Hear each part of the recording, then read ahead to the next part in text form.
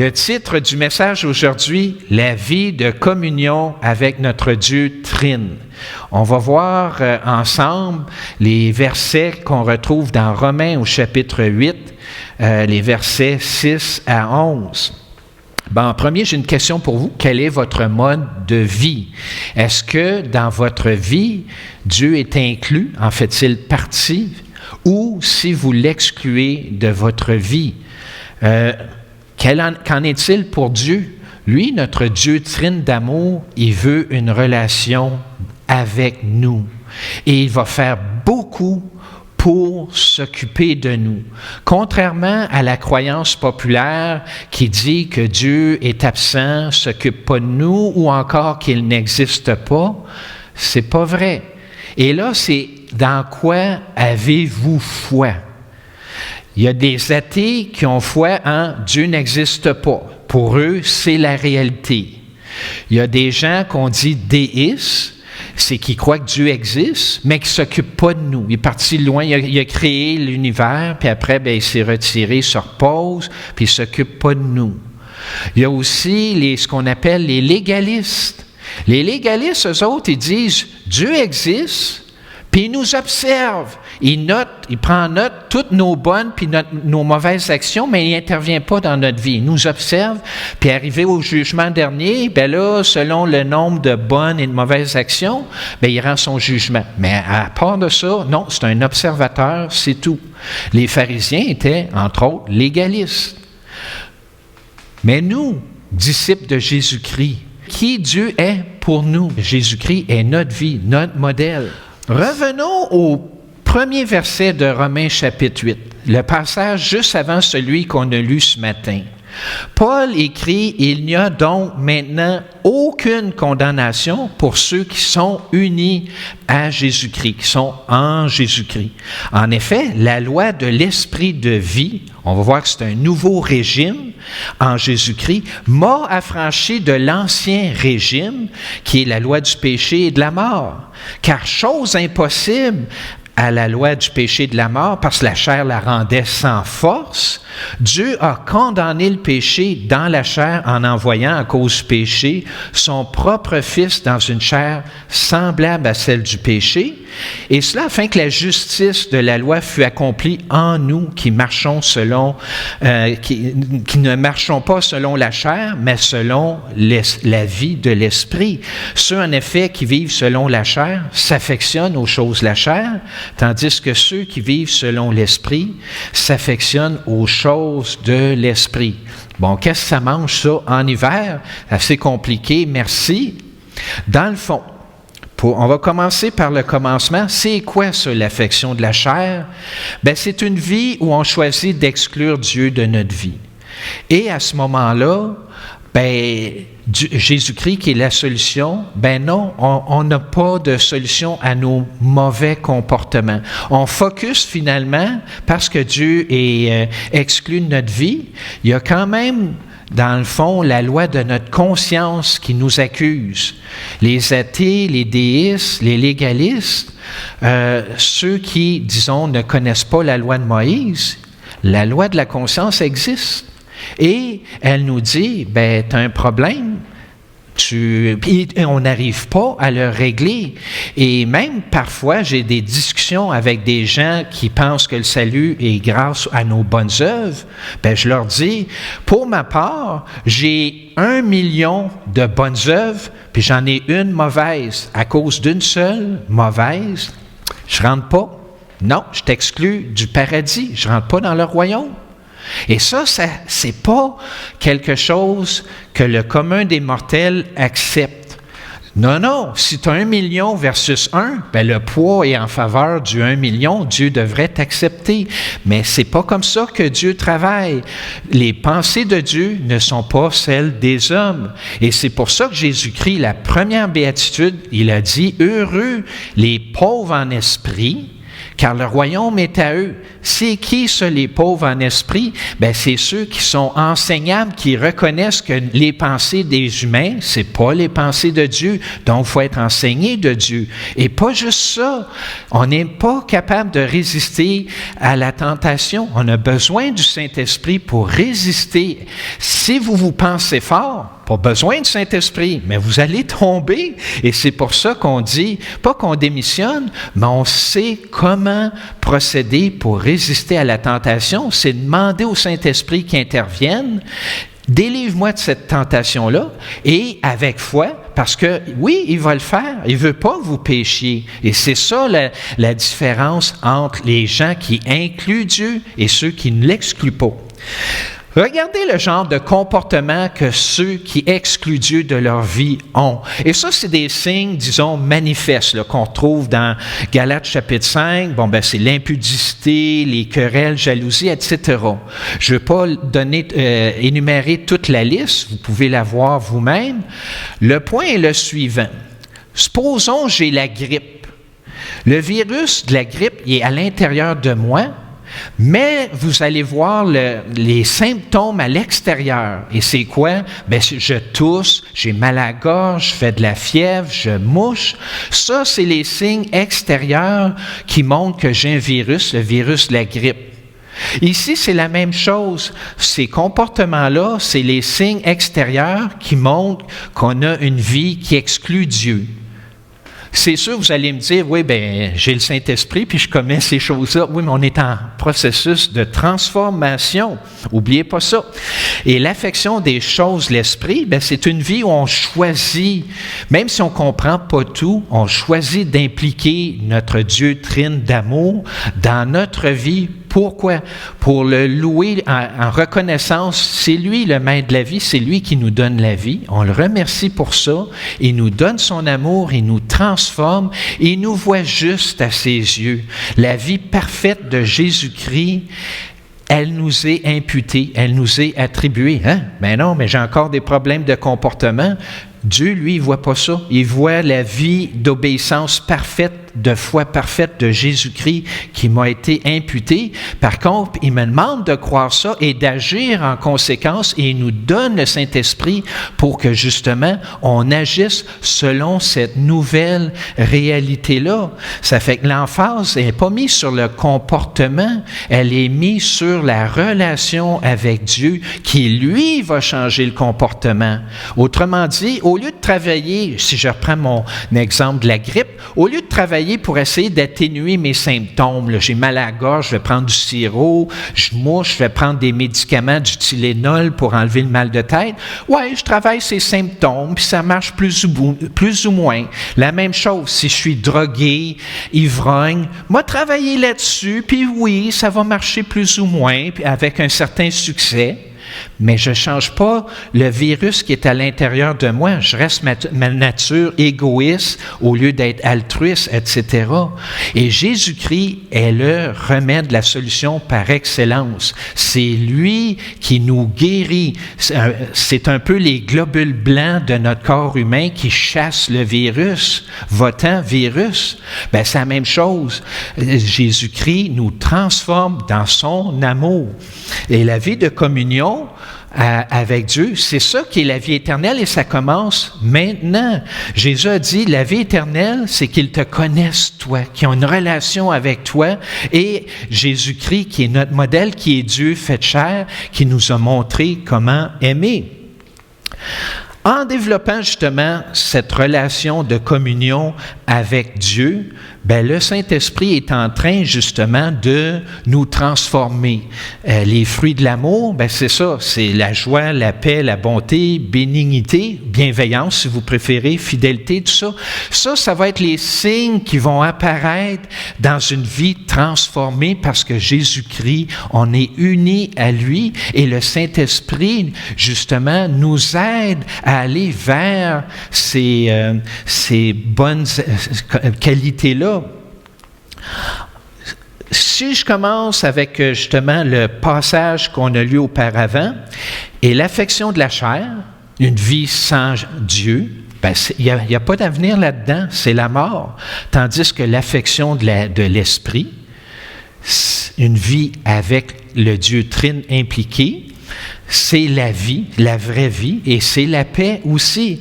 Car l'affection de la chair est inimitié contre Dieu parce qu'elle ne se soumet pas à la loi d'amour de Dieu. Ben non, c'est mes désirs égoïstes. Puis elle ne peut pas. Comment ça, elle ne peut pas? Ben elle ne veut pas. Je ne veux pas faire la volonté de Dieu, je veux faire ma volonté, mes choses égoïstes à moi. Ça fait que c'est sûr que ça ne marche pas. Or, ceux qui vivent selon cette façon-là, ben, ils ne peuvent pas plaire à Dieu. Dieu il veut ce qu'il y a de meilleur pour nous. Et malheureusement, ben, il y en a beaucoup qui ne vivent pas encore dans la nouvelle réalité que le sacrifice de Jésus-Christ a pardonné les fautes du monde entier. On est maintenant considéré juste à ses yeux et on n'a plus à s'occuper de nos problèmes de comportement. On s'occupe de la relation avec Dieu. C'est un peu comme si on apprend à marcher sur l'eau, focusé sur Jésus-Christ et non sur les vagues et non sur vos pieds. Et à ce moment-là, lui va vous faire marcher sur l'eau. Les gens qui affectionnent la chair, ben eux, ils sont incapables de résister à leurs mauvais désirs, leurs mauvaises pensées. Dieu n'existe pas ou il n'intervient pas dans leur vie. Ça fait qu'ils ne sont pas portés à se tourner vers lui et demander son aide. À la différence, les disciples de Jésus-Christ, ben au départ, on avoue, nous, notre incapacité à résister. C'est pour ça qu'on va tout de suite à Dieu, on demande l'aide du Saint-Esprit. Délivre-moi de cette tentation-là, et on le demande avec foi parce qu'on sait qu'il va le faire. Et comment il le fait? Ben, il fait porter nos pensées, nos mauvais désirs. À la place, c'est transféré, on pense à l'œuvre de Jésus-Christ, à son amour, et aussi aux bonnes œuvres qu'il veut qu'on fasse pour témoigner, pas pour convaincre les autres, ça c'est le travail de Dieu, mais pour témoigner, pour arriver, dans le fond, à comment je pourrais dire, présenter la vérité qui est les enseignements de Jésus-Christ. Il y en a beaucoup qui croient, Dieu n'existe pas, c'est la vérité, la réalité, ils ont foi en ça. Nous, on doit présenter aussi ce qu'on croit que Jésus-Christ a tout pardonné, c'est lui qui a rempli toutes les exigences de la loi, c'est son sacrifice qui s'applique à nous. Rechercher le royaume de Dieu en premier, ben c'est quoi? Ben c'est entretenir une relation d'amour avec Dieu et avec notre prochain. C'est faire sa volonté. Puis c'est pas, je vais rester les bras croisés en attendant que Jésus revienne. Non, on participe à la société. Oui, il y a toutes sortes de problèmes dans la société. Les changements, c'est-à-dire les changements climatiques, les gaz à effet de serre, etc. Plein de problèmes en environnement. Ça, c'est un peu comme, je vais essayer de soigner ma toux. Non. Il faut aller s'attaquer au virus. C'est les globules blancs la solution. C'est Jésus-Christ la solution. C'est pas parce qu'on va avoir un meilleur environnement, moins pollué. Non, c'est quand le cœur des êtres humains va être tourné en relation avec Dieu. C'est ça la solution. Il n'y en a pas d'autre. Les mettre des plasters, ça ne marche pas, ça. À chaque jour, choisissons de demeurer unis à Dieu. C'est un combat à tous les jours là, pour chasser nos mauvaises pensées et les remplacer par les pensées de Jésus-Christ, d'amour, puis pour faire ces œuvres qu'il a préparées d'avance pour nous.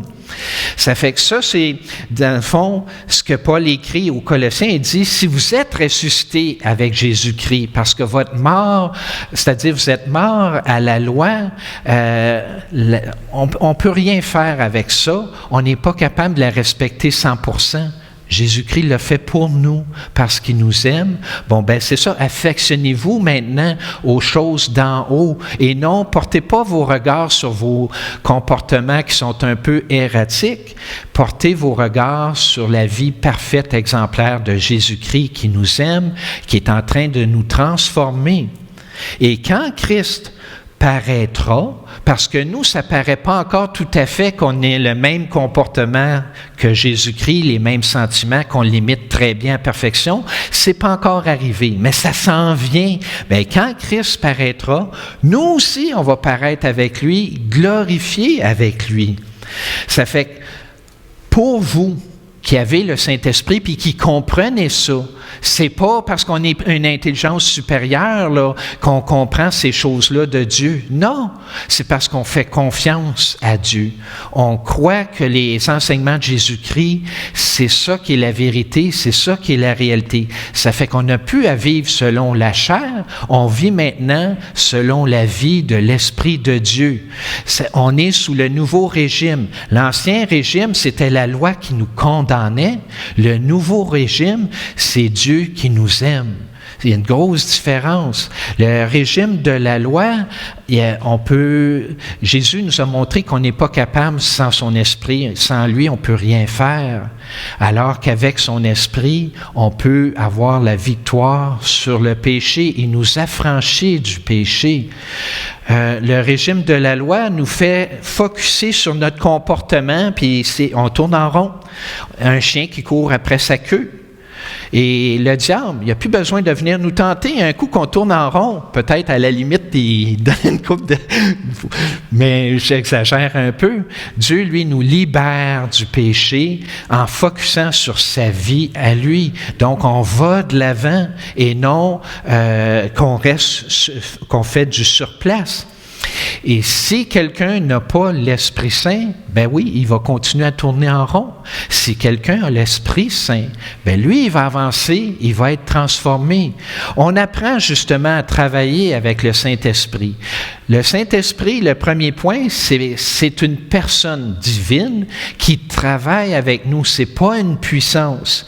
Le Saint-Esprit, autrement dit, c'est pas Dieu met à ma disposition une puissance puis j'agis selon mes désirs et en montant à moi. Non, ça marche pas de même. Et le Saint-Esprit est amour, il imposera jamais sa volonté sur nous.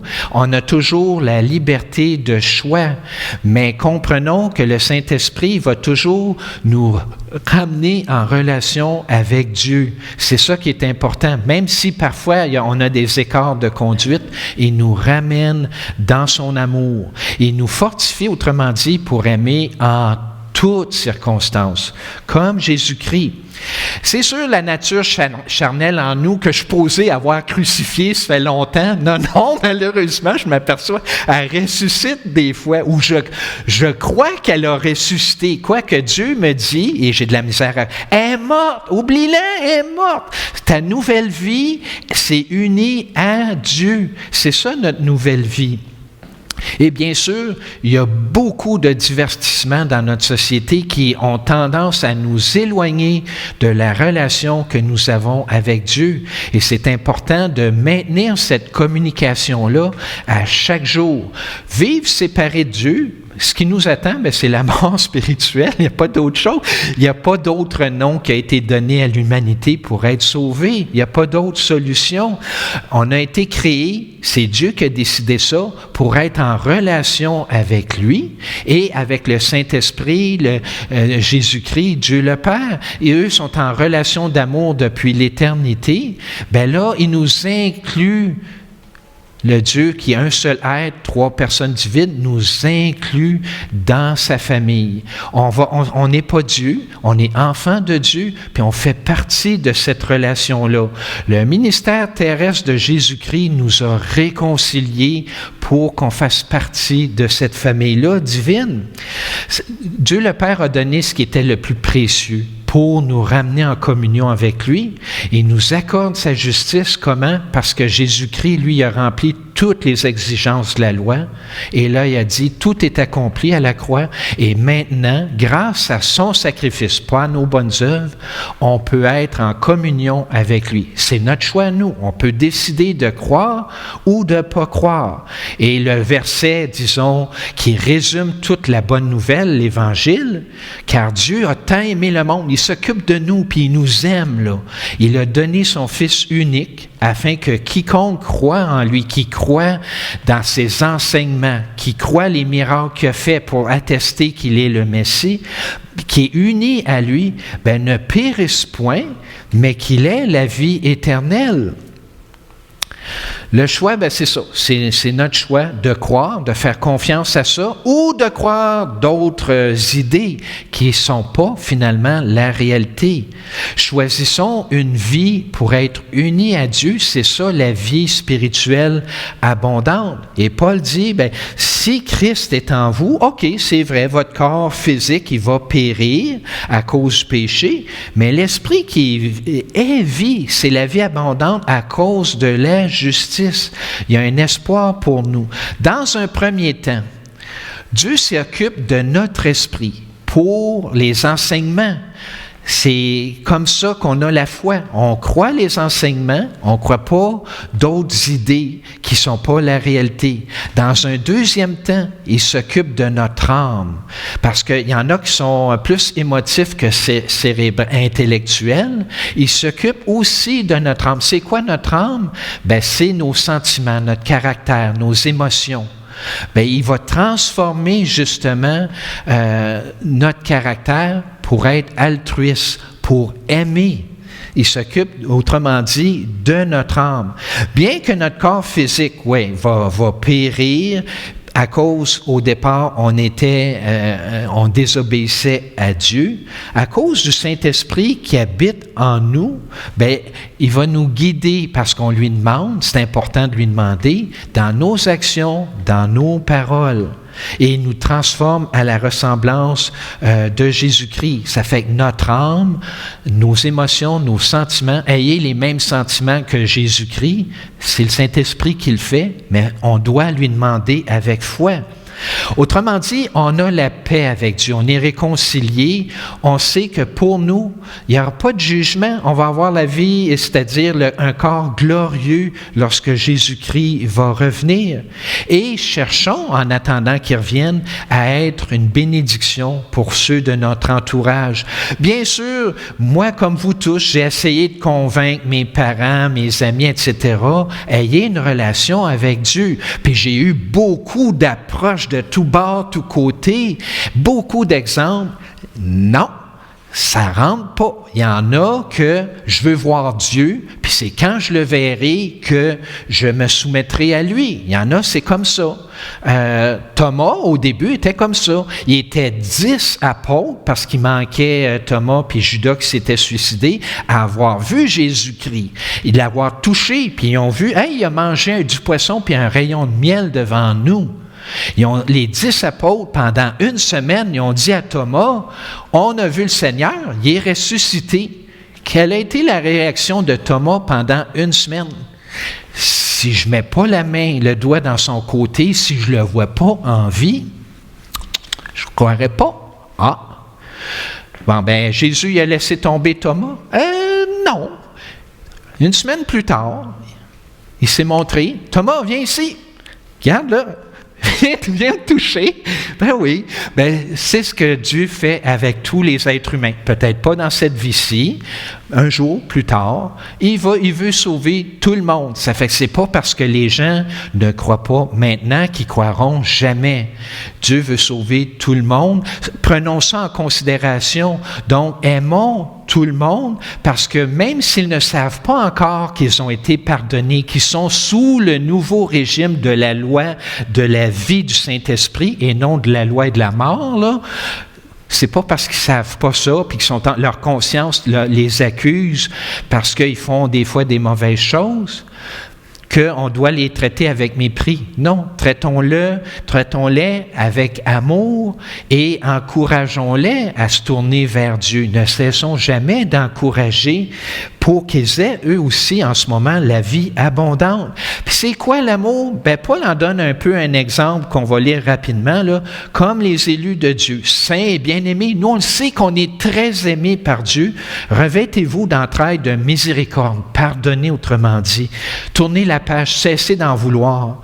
Revêtez-vous de bonté, d'humilité, supportez-vous les uns les autres, pardonnez-vous réciproquement, parce que Christ, au départ, vous a pardonné. Pardonnez par-dessus tout, revêtir l'exemple de Jésus-Christ, son amour, qui est le lien de la perfection. Et à ce moment-là, la paix de Dieu va reposer sur nous parce qu'on pardonne, puis on fait la volonté de Dieu, c'est-à-dire qu'on aime, puis on est reconnaissant pour le Seigneur de la vie, pour la vie qu'il nous donne.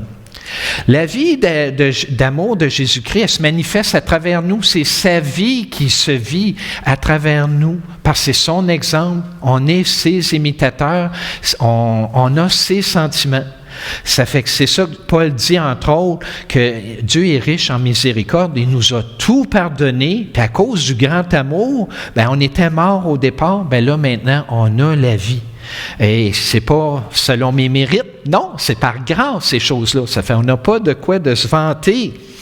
Et comme dernier point, le Saint-Esprit il va toujours rester actif avec nous. Là. Peu importe qu'on dévie, qu'on a des comportements erratiques, le Saint-Esprit ne va pas dire « Ouais, je suis découragé, je m'en vais ». Donc, il est toujours actif avec nous. Et Dieu qui s'occupe de notre esprit, s'occupe aussi de notre âme, il va s'occuper aussi de notre corps. Le corps, oui, il dépérit en ce moment, mais on va avoir un corps glorieux. Des fois, je taquine, je dis, j'ai un corps d'une beauté étincelante. Puis là, je fais en faisant référence à mon futur corps, mais ça, je ne le dis pas. Et les gens disent, non, voyons donc. Puis là, ouais, c'est vrai, je suis d'accord. Étincelante, c'est faible un peu comme terme. C'est ça, c'est pour, dans le fond, je sais que ce que Dieu nous réserve. Jésus-Christ est à la droite de Dieu le Père, en train de nous préparer une bonne place dans son royaume. Le Saint-Esprit est en train de nous transformer. C'est ça. Celui qui a ressuscité Jésus-Christ, le Saint-Esprit, il va rendre la vie à vos corps mortels. On a un corps glorieux qui s'en vient. Le Saint-Esprit, autrement dit, entretient l'espérance d'une vie meilleure, d'un royaume où il va y avoir la justice. Et par la foi en Jésus-Christ, oui, on sait qu'on va ressusciter un jour. On croit les paroles, les enseignements, les faits et gestes de Jésus-Christ, que c'est les apôtres qui nous ont témoigné. Cette espérance-là, nous procure la paix d'esprit. Nous entrons, autrement dit, dans le repos. Et indirectement, parce qu'on est en paix, parce qu'on n'est pas angoissé, stressé, anxieux, nerveux, il y a beaucoup de maladies, des fois, qui sont dues à ça. Mais parce qu'on a la paix, ça ne veut pas dire qu'on va tout éviter les maladies de notre corps, mais on peut en éviter quand même plusieurs à cause du fait que Dieu nous accorde sa paix. Le Saint-Esprit nous façonne à l'image de Jésus-Christ. Ça fait, nous, peu importe qu'est-ce qui se passe comme événement dans l'actualité, les guerres, les famines, les tremblements de terre, on n'a pas à être angoissé par ces choses-là. Oui, soyons concernés pour aider, faire du bien, mais que ça ne vous stresse pas, que ça ne vous rende pas anxieux, nerveux, déprimé. Il y a beaucoup de détresse dans notre société et on est là, nous, pour aider, encourager et pour que les gens se tournent vers Dieu, qui est la solution. Ça fait que même si notre corps, un jour, va continuer à dépérir et mourir, on peut goûter présentement à cette vie-là d'amour en étant en communion avec Dieu. Et oui, Paul dit, je suis persuadé que celui qui a commencé l'ouvrage, là, transformer vos pensées qui ne sont pas celles de Dieu, transformer votre âme on a des sentiments égoïstes, ça devient des sentiments altruistes, et nous donner cet espoir-là qu'un jour on va ressusciter à une vie meilleure, il va la rendre parfaite, justement. Ça fait que peu importe les difficultés, les épreuves, Dieu nous accompagne toujours, il est toujours à l'œuvre dans notre vie, il nous aime énormément. Dieu a créé tout l'univers, les galaxies, les différentes étoiles, le soleil. Son amour est plus puissant que le soleil ou les étoiles. Réalisons ça, que cet amour-là, il nous aime vraiment beaucoup, encore plus puissant qu'un soleil qui brille. Un soleil qui brille, ça dégage beaucoup d'énergie. Bien, Dieu est au-dessus de ça. Il nous aime vraiment beaucoup. Et c'est ça qui nous transforme parce qu'on sait qu'il nous aime beaucoup. C'est son amour qui fait que, oui, je suis porté à lui obéir, à croire, parce que je sais qu'il veut mon bien. Ça fait que, pour conclure le chapitre 8, bien ça, c'est un verset que je ne pouvais pas laisser passer.